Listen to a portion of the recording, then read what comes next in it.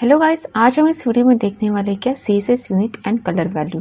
अभी जैसे कि हमने देखा था एचटीएमएल में कि हमने कोई भी यूनिट उस पर अप्लाई नहीं किया था और वहाँ पे मैंने ये बताया था कि हम लोग जो एचटीएमएल में यूज़ कर रहे हैं तो बाय डिफ़ॉल्ट हमारा जो यूनिट क्या होता है, पिक्सल होता है। बट अगर मैं चाहती हूँ दूसरी यूनिट अप्लाई करना तो वो हम कर सकते हैं। तो अभी हम देखते हैं इस वीडियो में कौन से यूनिट है प्लस कौन से कलर वैल्यू है। जैसे कि हमने एचटीएमएल में देखा था कलर वैल्यू, बट इसके अलावा हम सीएसएस के थ्रू कौन से कलर वैल्यू अप्लाई कर सकते हैं वो हम देखते हैं। तो सबसे पहले हम देखते हैं क्या सीएसएस मेजरमेंट्स। तो यहाँ पे क्या होगा, percentage. Define the measurement as a percentage relative to another value. अभी यहाँ पे क्या होता है कि जैसे हमने बाय डिफॉल्ट पिक्सल यूज़ किया है तो उस केस में आप सीएसएस में परसेंटेज भी दे सकते हो। जैसे विड्थ आपको असाइन करना है या हाइट असाइन करना है, उस केस में आप क्या कर सकते हो, परसेंटेज भी दे सकते हो। उसके बाद centimetre, define the measurement in a centimetre. em, the relative measurement of the height of the font is em space. Inches, define the measurement in inches. mm, define the measurement in millimeter. Point, define the measurement in point. And pixel, define the measurement in screen pixel. तो अभी यहाँ पे क्या कर सकते हो, आप pixel में दे सकते हो, पॉइंट में दे सकते हो, मिलीमीटर में दे सकते हो, इंचेस में दे सकते हो।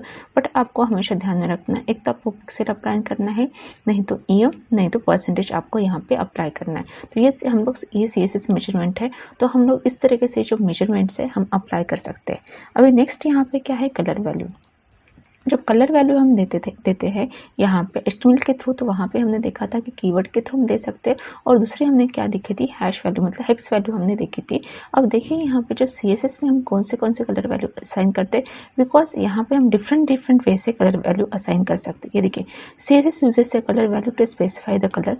फर्स्ट यहाँ पे क्या, हेक्स कोड।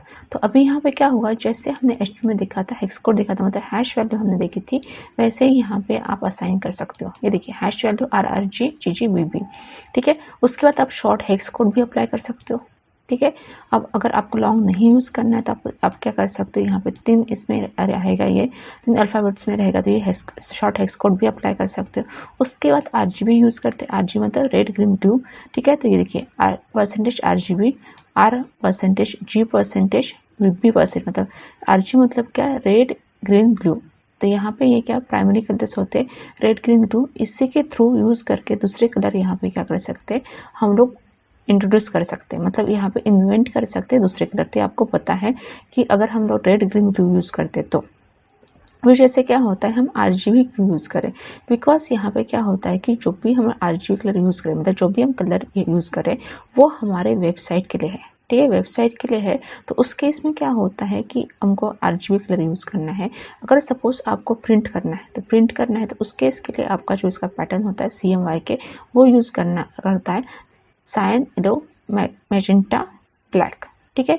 इस तरह से वहाँ पे रहता है। तो उसके लिए हम लोग क्या करते हैं, प्रिंट करने के लिए यूज़ करते थे। अभी अब आप कहीं न्यूज़पेपर पढ़ते होंगे तो उस केस में आपको क्या होता है कि अगर हम न्यूज़पेपर के बॉटम में देखते हो तो वहाँ पे 4 डॉट्स मिलेंगे। तो वो डॉट्स होते हैं क्या, CMYK फॉर्मेट रहता है, कि हम लोग CMYK होता है प्रिंट करने के लिए यूज़ करते हैं, बिकॉज उसकी क्वालिटी काफ़ी अच्छी आती है इसीलिए, ठीक है। बट RGB अगर मुझे यूज़ करना है तो उस केस में हम लोग क्या करें, मतलब मेरे वेबसाइट बनाने के लिए, उस केस के लिए हम लोग क्या कर सकते हैं, RGB पैटर्न के जो कलर्स है वो यूज़ कर सकते हैं। ये देखिए, RGB एब्सोल्यूट, तो RGB RRGGBB, ठीक है। या आप कीवर्ड्स भी दे सकते हो, मतलब आप CSS में 4 तरीके से यहाँ पे वैल्यू असाइन कर सकते हो। एक होता है क्या, hex code, short hex code, RGB absolute और या कीवर्ड।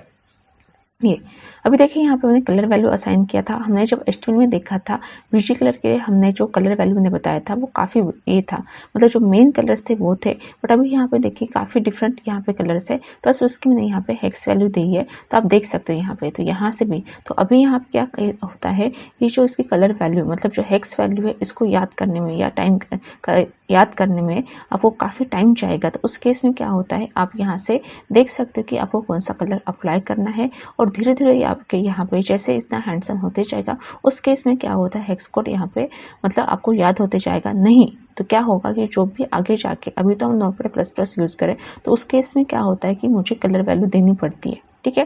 मुझे याद हो या नहीं हो, मुझे कलर वैल्यू देनी पड़ती है। बट हम लोग जो प्रोजेक्ट यूज़ करेंगे उस केस में हम VS कोड यूज़ करेंगे या कोई ड्रीमवेयर यूज़ करेगा, तो उस केस में क्या होता है, आपको कलर वैल्यू देने की ज़रूरत नहीं है, क्योंकि सजेशंस आपको मिल जाते हैं, तो वहाँ से आपको डायरेक्टली एंटर कर सकते हो, ठीक है। तो अभी यहाँ पे क्या कलर वैल्यू है। उसके बाद यहाँ पे RGB मतलब क्या होता है, red green blue alpha, red green blue alpha ये सिंटेक्स है यहाँ पे देखें। The format of RGB colour notation is RGBA red green blue alpha. The first three value red green blue can be either integer between 0 to 255 हो।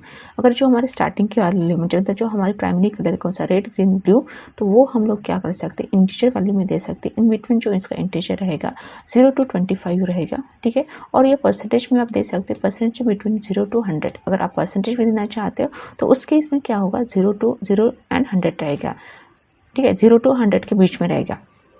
This value describe the amount of red green blue in the desired colour. तो यहाँ पे background colour मुझे assign करना है, तो RGB use कर सकते हैं हम 255 for the 255 belongs to R, 0 belongs to G and ये 0 belongs to third 0 belongs to B, ठीक है। मतलब यहाँ पे क्या है जो 255 है वो किसको बिलोंग करता है, R मतलब रेड को बिलोंग करेगा। ग्रीन की वैल्यू यहाँ पे क्या 0 है, ब्लू की वैल्यू क्या है यहाँ पे 0 और अल्फा की वैल्यू हमेशा 1 रहेगा, बिकॉज मुझे यहाँ पे कलर जो है सॉलिड कलर चाहिए, उसके इसलिए यहाँ पे क्या रहेगा 1 रहेगा, ठीक है। ये देखिए RGB का पैटर्न है। सबसे पहले हम ब्लैक कलर यहाँ पे देख रहे हैं तो उसका RGB वैल्यू क्या है 00 है। उसके बाद यहाँ पे व्हाइट है तो उसकी RGB वैल्यू क्या है 255, तीनों की भी मतलब रेड ग्रीन ब्लू की भी 255 255 है। उसके बाद जब रेड हम यूज़ करें तो उस केस में क्या है जो रेड का है वो 255 है, ग्रीन और ब्लू यहाँ पे क्या 00 है। उसके बाद जब ग्रीन हम यूज़ करें तो वहाँ पे रेड 0 है, ये 255 ग्रीन यहाँ पे है डिस्प्ले हो रहा है, ये 0 है। तो इस तरीके से यहाँ पे क्या ये RGB पैटर्न है। तो आपको भी ये धीरे धीरे क्या होगा, अब जितने हैंड्स ऑन करोगे तो उतना यहाँ पे याद होता जाएगा। हाँ, जैसे कि मैंने यहाँ पे शॉर्ट हेक्स कोड या हेक्स कोड हमने दिया है तो वो तो हमको सजेशन में आ जाएगा, बट आपको RGB पैटर्न में देना है तो उस केस में आपको ये जो है उसका जो सिंटेक्स है या जो भी उसके वैल्यूज़ है वो आपको ध्यान में रखना पड़ेगा।